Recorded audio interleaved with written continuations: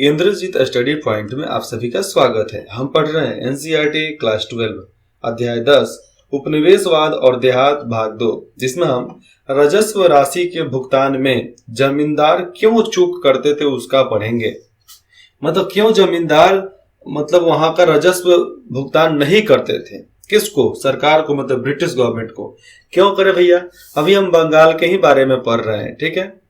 तो कंपनी के अधिकारियों का यह सोचना था कि राजस्व मांग निर्धारित किए जाने से जमींदारों में सुरक्षा का भाव उत्पन्न होगा। यहाँ पर समझना, यहाँ पर हम इतना ही पढ़ेंगे कि क्यों नहीं कर को अदा कर रहे थे, लेकिन मांग क्या थी, लोग चाहते क्या थे, उसके बारे में ही बताया गया है कि कंपनी के अधिकारियों का यह सोचना था कि राजस्व मांग निर्धारित किए जाने से, अगर राजस्व की मांग निर्धारित कर दिया जा रहा है तो जमींदारों में सुरक्षा का भाव पैदा हो जाएगा कि हाँ भैया आप सिक्योर हैं, और वे अपने निवेश पर प्रतिफल प्राप्ति की आशा से प्रेरित होकर कि मुझे जो भी कर रहे हैं उस पर हमारा मुनाफा होगा, प्रेरित होकर अपनी संपदाओं में सुधार करने के लिए प्रोत्साहित होंगे।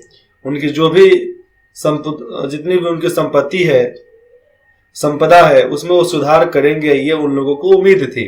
किंतु इस्तेमारी बंदोबस्त के बाद कुछ यहाँ पर हुआ क्या, प्रारंभिक शुरुआती दशकों में जमींदार अपनी राजस्व मांग को अदा करने में बराबर कोताही करते रहते थे। पूरा तरीके से कर को, टैक्स को पूरा नहीं दे सकते थे, जिसके परिणाम स्वरूप राजस्व की बकाया रकमें बढ़ती गई। अब राजस्व की रकम बढ़ते चली गई, लगातार बढ़ते चली गई। जमींदारों की इस असफलता के कई कारण थे। ये जो असफलता हमेशा हाथ लग रही थी उसमें बहुत सारा कारण था। कारण समझिए। पहला कारण क्या था यहाँ पर कि शुरुआती प्रारंभिक मांगे बहुत ऊंची थी, क्योंकि ऐसा महसूस किया जा सकता था कि यदि मांग को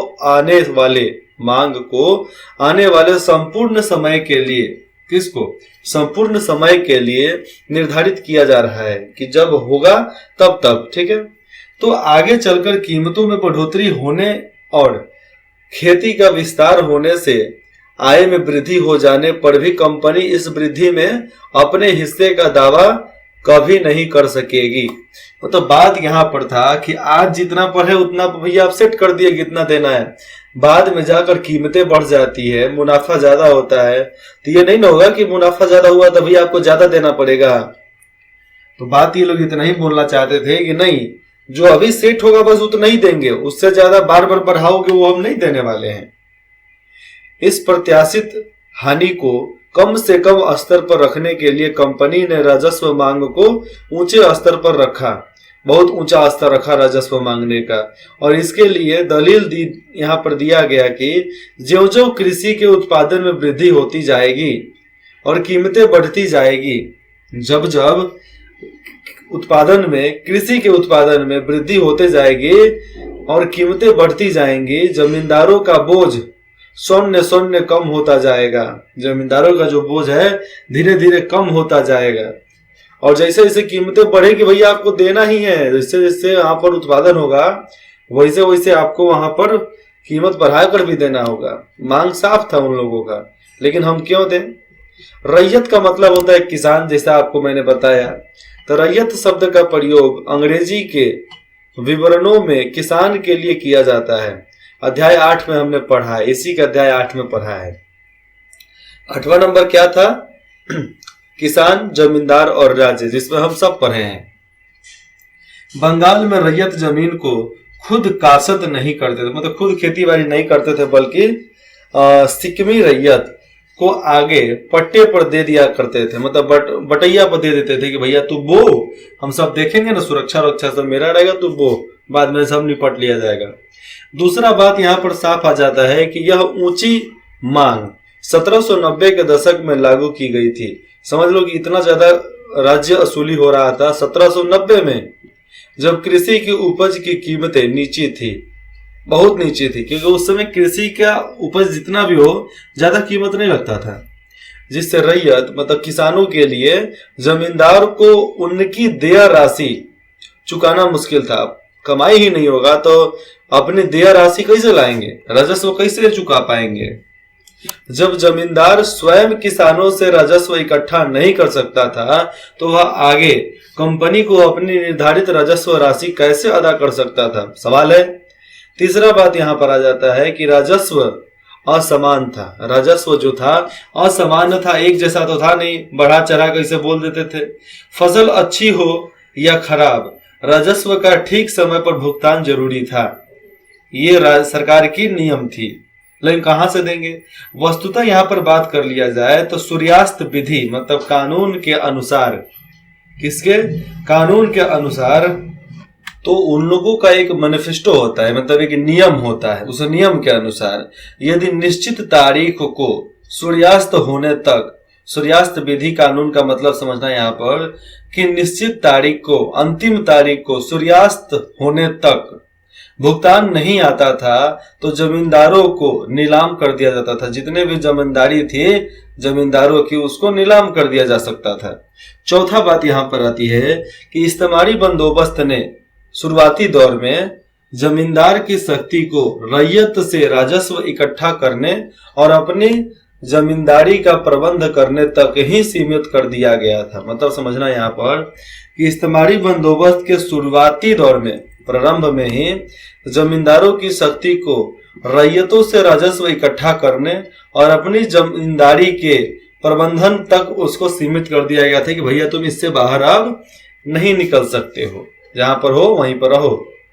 कब यहां पर हम कंपनी की बात करते हैं तो कंपनी जमींदारों को पूरा महत्व दे देती थी, पर वह उन्हें नियंत्रित तथा विनियमित करना, उनकी सत्ता को अपने वश में रखना और उनकी स्वायत्तता को सीमित करना भी चाहती थी। देखो यहाँ पर कि बहुत ज्यादा इज्जत महत्व देता था कंपनी, किसको? जमींदारों को। लेकिन जमींदारों को इतना महत्व देने के बाद कंपनी क्या चाहती थी कि वो हमारे नियंत्रण में रहे, उस पर काबू करके रख सके, जो हम चाहे वह करवाए। लेकिन ये उनसे हो नहीं पा रहा था। भैया हम ओरिजिनल हिंदुस्तानी थे, गुलाम थे, गुलाम बन सकते थे, चाहे गुलाम वो लोग थे भी। लेकिन यहाँ पर समझना, बात यहाँ पर साफ साफ हो जाती है कि उसमें भी ये लोग गद्दारी करते। अरे भैया जो देश से गद्दारी कर सकता है वो क्या तुम्हारे से गद्दारी नहीं करेगा? जो यहाँ के लोगों से गद्दारी कर सकता है तो तुम्हारे से गद्दारी नहीं करेगा? तुम्हारे से गद्दारी करने में कौन चीज का सोचना? जब अपने लोगों से गद्दारी करने में यहाँ के राजा लोग नहीं सोचते थे। जो देश एक टुकड़ा में था उस देश को 570 टुकड़ा में कर दिया था सब, तो ये गधापन ही न है। फलस्वरूप यहाँ पर बात कर लेंगे तो जमींदारों की सैन्य टुकड़ियों को भंग कर दिया गया था, जितने भी सेना थी उसको भंग कर दिया गया, सीमा शुल्क समाप्त कर दिया गया और उनकी, यहाँ पर बताया जा रहा है कि कचहरियां, जो उनकी एक दरबार लगा करता था, तो कचहरियों को कंपनी द्वारा नियुक्त कलेक्टर की देखरेख में रख दिया गया कि भैया अब यहाँ पर कलेक्टर बैठेंगे, उस कलेक्टर के अनुसार ही ये कचहरी चलने वाला है, मतलब उनका दफ्तर चलने वाला है। जमींदारों से स्थानीय न्याय और स्थानीय पुलिस की व्यवस्था करने की शक्ति छीन ली गई थी। समय के साथ साथ कलेक्टर का जो कार्यालय था सत्ता के एक विकल्पित केंद्र के रूप में उभर कर आया था। सत्ता के विकल्पित केंद्र मतलब सत्ता चलाना है तो कलेक्टर जरूरी है, क्योंकि यही टैक्स तो उसूल के देगा। तो बात सिंपल है कि उनकी जरूरत थी, तो कलेक्टर का कार्यालय और उनकी कार्य सत्ता के लिए एकदम बहुत बढ़िया सामने एक विकल्प साबित हो चुका था। ये ठीक है। और जमींदारों के अधिकार को पूरी तरीके से सीमित एवं प्रतिबंधित कर दिया गया था। जमींदारों का जितना भी अधिकार काम हो गया एक सीमित नियंत्रण में कर दिया गया और उसका प्रबंधन सेट था कि आप यही कर सकते हो, उसके अलावा कुछ नहीं। देखो भैया यह भी कमाल की बात आ जाती है कि एक मामला तो ऐसा हुआ था कि यहां तक हुआ जब राजा राजस्व का भुगतान नहीं कर सका, तो एक राजा राजस्व का भुगतान नहीं किया तो एक कंपनी के अधिकारी को तुरंत इस स्पष्ट अनुदेश के साथ उसकी जमींदारी में भेज दिया गया कि जिले का पूरा कार्यभार अपने हाथ में ले लो और राजा तथा उसके अधिकारियों के संपूर्ण प्रभाव और प्राधिकार, प्रभाव मतलब जो भी उसका काम है, प्राधिकार मतलब जितना भी उसका काम है, पहले उसका भाव हाव सब देख लो, और जो भी उसका काम है सारे काम, समझ रहे हो ना यहाँ पर कितनी बड़ी साजिश थी। प्रभाव और प्राधिकार को खत्म कर देने के लिए सर्वाधिक प्रभावशाली कदम उठाया गया था यहाँ पर कि उसी के जिले में जाओ, उसी के जिले में जाकर उसकी सारी अधिकारी चीज को रद्द कर दो, जो भी उसका अधिकार है उसको रद्द कर दो, जो भी उसका अधिकार है उसको खत्म कर दो, जो भी उसका मतलब लोग इज्जत करते हैं उसको भी खत्म करने की कोशिश करो। लेकिन भैया एक बाप के बारे में बेटे को कितना भी भड़काया जाएगा कि तुम्हारा बाप ऐसा है वैसा है, वो मन में नहीं करेगा। मानेगा कब? जब अंदर से टूट गया होता है। और जब तक नहीं टूटा है तो तुम लाख कोशिश कर लो यार नहीं मनवा पर, तो उसको आप मनवा ही नहीं सकते। आप कभी कभी एग्जाम्पल देते हो ना कि जरूरत पड़ने के बाद हर चीज को छोड़ा जा सकता है, लोग छोड़ देते हैं। तो जो भी आपके साथ रहता है, अगर उसके मन में खोट हो, अगर उसके जहन में 1% के लिए बात छोटे कि हाँ जिंदगी में ऐसा हो सकता है, तो आपको उसी दिन से प्लान बना लेगा। लेकिन जिस दिन आप फिर बोल दिए कभी कि इंसान जरूरत पड़ने के बाद जो चीज उसका इस्तेमाल करता है वो एक ना एक दिन छोड़ देता है, तो एक दिन उसके मन में ये बात बैठ जाएगी भैया ये बार बार बोल रहा है तो कुछ तो कारण है। इसीलिए बात बोली जाती है कि एग्जाम्पल अलग बात होता है, अपने दिमाग का इस्तेमाल कर रहे हैं भैया कि वो किसके लिए बोला जा रहा है, किसके लिए बोला जा रहा है, लेकिन समझ कोई और लेता है। इसलिए थोड़ा सा ठीक रहो। प्रॉब्लम सबके साथ होती है, लेकिन प्रॉब्लम में भटको नहीं, प्रॉब्लम से विफल मत होगो, फेल मत होगो, प्रॉब्लम को जीतो, प्रॉब्लम से आगे बढ़ने के लिए कदम उठाओ। समझ रहे हो ना? तो बात यहीं पर साफ था कि वो लोग भी कदम उठाते थे कि देख लो कुछ भी करना है कर लो, देख लेते हैं यार हम भी।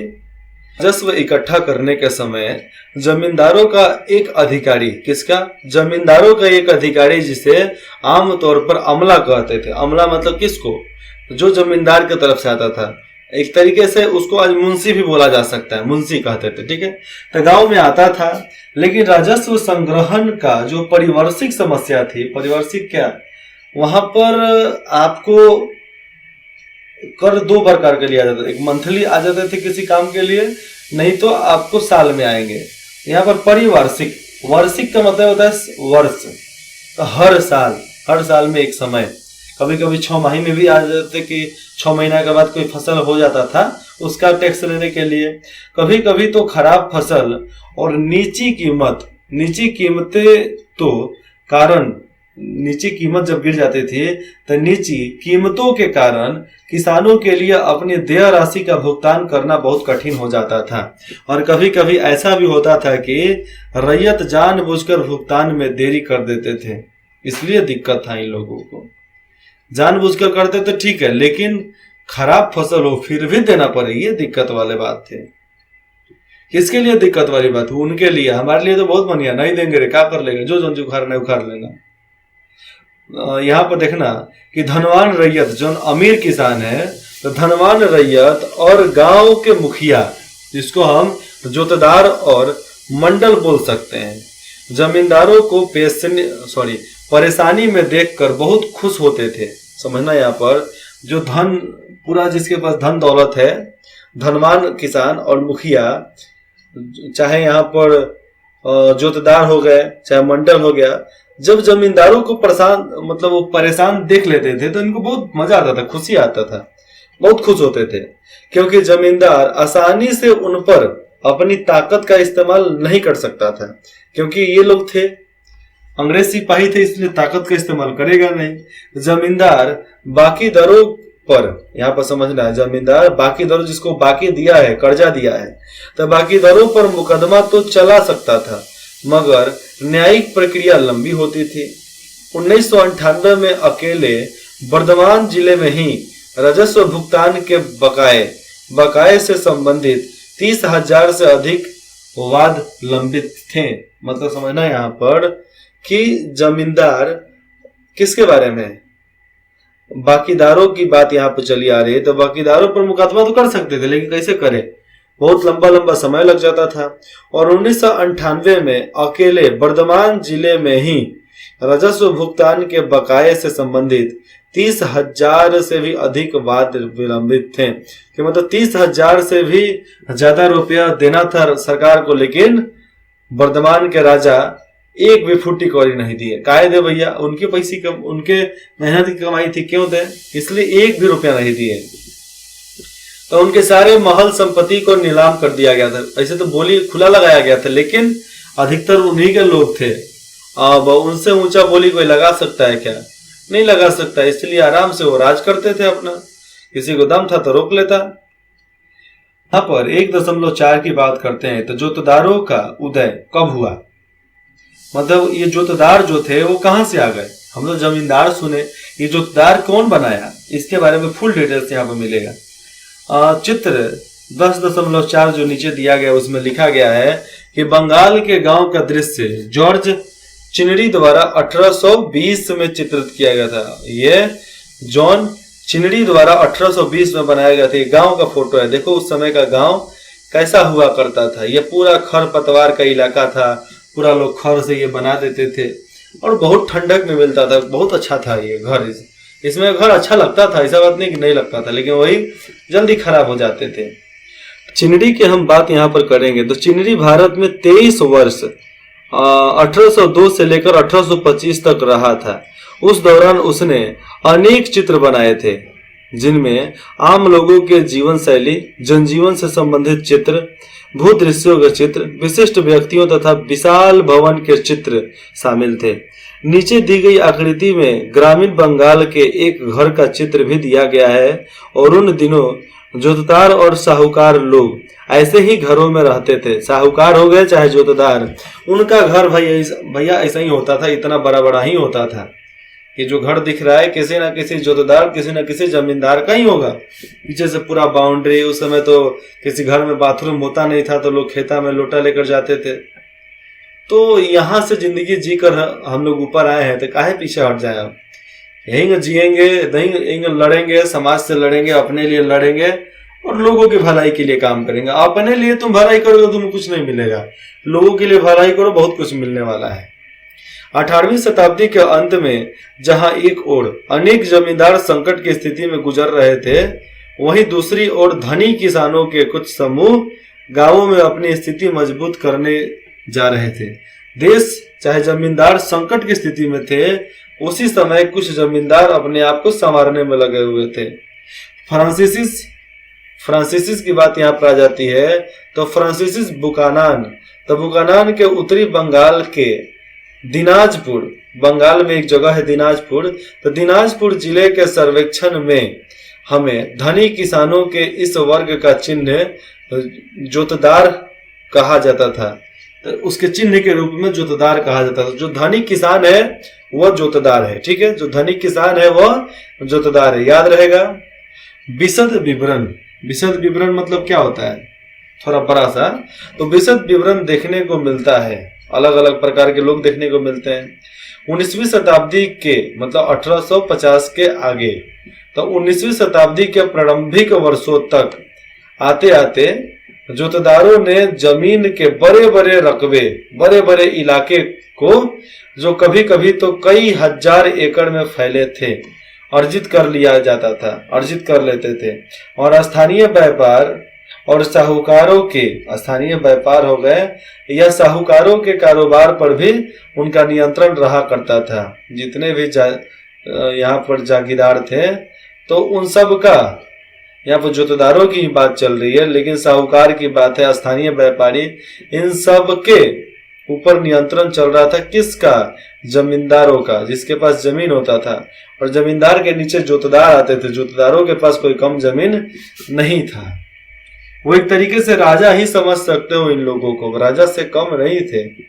राजा से समझ लो कि बढ़कत भी नहीं लेकिन कम, उतना भी कम नहीं थे। आराम से उतनी प्रॉपर्टी थी, संपत्ति थी, बहुत संपत्ति था, ऐश करते थे। था तब न करते थे, नहीं करते तो कहां से करते हैं। स्थानीय व्यापारी और साहूकार भी उनके बाद में आते थे और उनकी जमीन का काफी बड़ा भाग बटाईदारों मतलब अधिकारियों या बरगदारों, जो हमें किराए पर जमीन लेता हो, चाहे बटैया पर ले लेवे, बट्टा पे ले लेवे, उसके माध्यम से जोता जाता था। जो खुद अपने हल लगाते थे, खेत में मेहनत करते थे और फसल के बाद उपज का आधा हिस्सा जोतदारों को दे दिया करते थे। ये था नियम। गांव की बात कर लेंगे तो जोतदारों की शक्ति, जो जमींदारों से थोड़ा नीचे आते हैं, तो जोतदारों की शक्ति जमींदारों की ताकत की अपेक्षा अधिक प्रभावशाली होती थी। लेकिन ऐसा था नहीं, रियल लाइफ में ऐसा था नहीं, सब मिल जाते थे। जमींदार के विपरीत जो शाही इलाकों में रहते थे, जमींदार, ठीक है, जो शाही इलाके में रहते थे, कौन? जमींदार, ठीक है, जो शाही इलाके में हो। जोतदार गांव में ही रहते थे। जोतदारों का काम था गांव में रहना, जमींदारों का काम था शहर में रहना। और गरीब ग्रामवासियों के काफी बड़े वर्ग पर सीधे अपने नियंत्रण का प्रयोग करते थे, सीधा अपने नियंत्रण का प्रयोग उन पर कर दिया करते थे। आज सबका मालिक पुलिस है, और पुलिस ऐसा ही सब बन जा रहा है सब, जिसको खुद से लिखने नहीं आता था। बहुत सारे पुलिस को जानते हैं जो उनको पढ़ने भी नहीं आता है, हिंदी पढ़ने नहीं आता है। भैया आप कहीं से, बंगाल से हो, उड़ीसा से हो, कर्नाटक से हो, कहीं से हो, तुम बिहार में काम कर रहे हो तो तुमको हिंदी पढ़ने आना चाहिए। इंग्लिश का क्या अचार डालोगे यहाँ पे? मत डालो अचार, लेके जाओ भैया अपने इलाके में। जमींदारों द्वारा गांव की जमा लगान, जितने भी जमा करके रखते थे, लगान को बढ़ाने के लिए किए गए, उस समय प्रयत्न किए गए थे, तो किए जाने वाले प्रयत्नों का वे घोर प्रतिरोध करते थे। जमींदारी और अधिकारियों को अपने कर्तव्य का पालन करने से रोकते थे। जो रैयत उन पर निर्भर करते थे, उन्हें वे अपने पक्ष में एकजुट रख लेते थे, और जमींदार को राजस्व के भुगतान में जानबूझकर देरी कर दिया जाता था। और राजस्व इकट्ठा करने में, राजस्व देने में जमींदार लोग जानबूझकर उसमें देरी कर देते थे कि लो भैया तेरे को जो करना है कर लो, हम नहीं देंगे। तो उस समय उसमें भुगतान करने में देरी हो जाती थी। अच्छी बात है।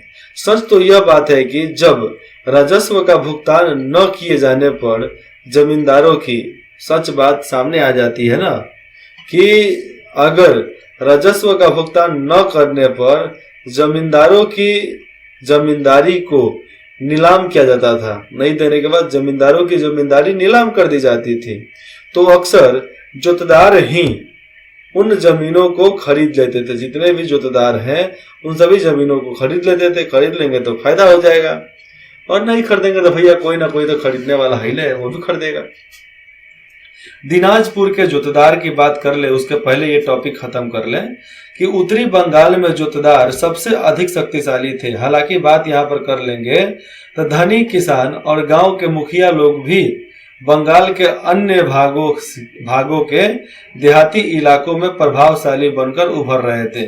जो भी मुखिया हो गया, किसान हो गया, अमीर किसान, वो एक तरीके से एकदम बोलते हैं ना कि हमला करने वाला, हमेशा एक उग्र आदमी।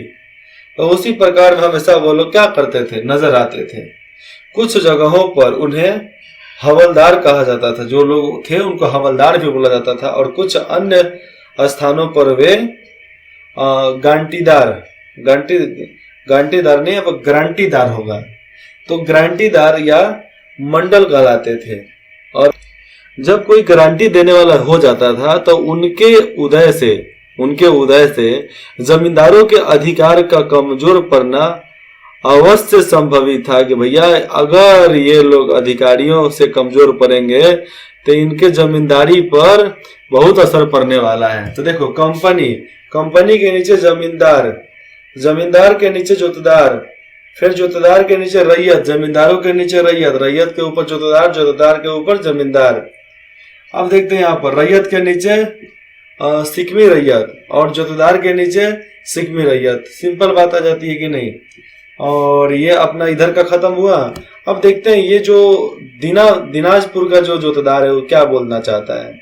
अब हम बात कर लेंगे तो बुकानन ने क्या बताया कि उत्तरी बंगाल के दिनाजपुर जिले के जोतदार किस प्रकार जमींदार के अनुशासन का प्रतिरोध और उसकी शक्ति की अवहेलना कर रहे हैं। ये बता दिया कि कैसे जमींदारों के सामने लोग खड़े हैं। भूस्वामी इस वर्ग के लोगों को पसंद नहीं करते थे, लेकिन यह स्पष्ट है कि इन लोगों का होना बहुत जरूरी था, क्योंकि उनके बिना जरूरतमंद काश्तकारों को पैसा उधार कौन देगा। जोतदार जो बड़ी बड़ी जमीनें जोतते थे, बड़ी बड़ी जमीनों को वह जोतते हैं और बहुत ही हठीले और जिद्दी हैं, इसीलिए जो भी नेता विधायक है दूसरे का जमीन को हथिया के बैठा है कि नहीं बैठा है, लेकिन बैठना चाहिए, वो कीड़ा पड़ के मरेगा वो। और यह जानते हुए कि जमींदारों का उन पर कोई वंश नहीं चल सकता था, कोई वश भी नहीं चलता था जमींदारों के ऊपर। तो समझना बात यहाँ पर क्या है कि जमींदारों का वश भी नहीं चलता था वहां पे। वश मतलब क्या, उनकी बातों को भी नहीं मानता था। तो यहाँ पर बात सामने आ जाती है कि वे तो अपने राजस्व के रूप में, जो राजस्व लेना था, राजस्व के रूप में कुछ थोड़े से रुपए ही दे देते थे, और कुछ थोड़े से रुपए वो देकर और लगभग हर किस्त में कुछ न कुछ बकाया रकम रह जाता था, और उनके पास उनके पट्टे की हकदारी से ज्यादा जमीनें हैं, उनके पास बहुत ज्यादा जमीनें हैं। जमींदार की रकम के कारण अगर अधिकारी उन्हें कचहरी में बुलाते थे और उन्हें डांटने धमकाने के लिए घंटों 2 घंटों कचहरी में रोक लेते थे, तो वे तुरंत उनकी शिकायत करने के लिए फौजदारी थाना, पुलिस थाना या मुंसिफ की कचहरी में पहुंच जाते हैं और कहते हैं कि जमींदारों के कारिंदों ने उनका अपमान किया है।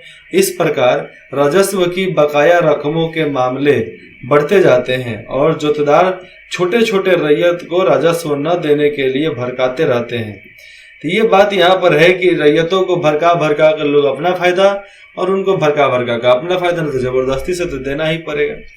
जबरदस्ती कर देंगे तो आप कहाँ जाओगे, कहीं नहीं जा सकते, आप यहीं पर रह जाओगे। तो ये नियम होते थे एक प्रकार से, जिसको हमें भी समझना चाहिए कि कैसे कैसे उस समय के नियम थे, जिसके वजह से हमारे अरबों खरबों की संपत्ति चली जाती थी। हम अगले भाग में जमींदारों की ओर से प्रतिरोध पढ़ेंगे कि जमींदार अपने तरफ से कैसे विरोध प्रतिरोध करते थे। आपको कुछ भी डाउट है तो आप हमें कमेंट कीजिए, आप कुछ पूछना चाहते हैं तो कमेंट कीजिए, बताना है कमेंट कीजिए, आप कुछ नया चाहिए बुक वो भी कमेंट कीजिए, नया नॉलेज चाहिए फिर भी कमेंट कीजिए। इंद्रजीत स्टडी पॉइंट में जुड़ने के लिए आप सभी का बहुत बहुत धन्यवाद।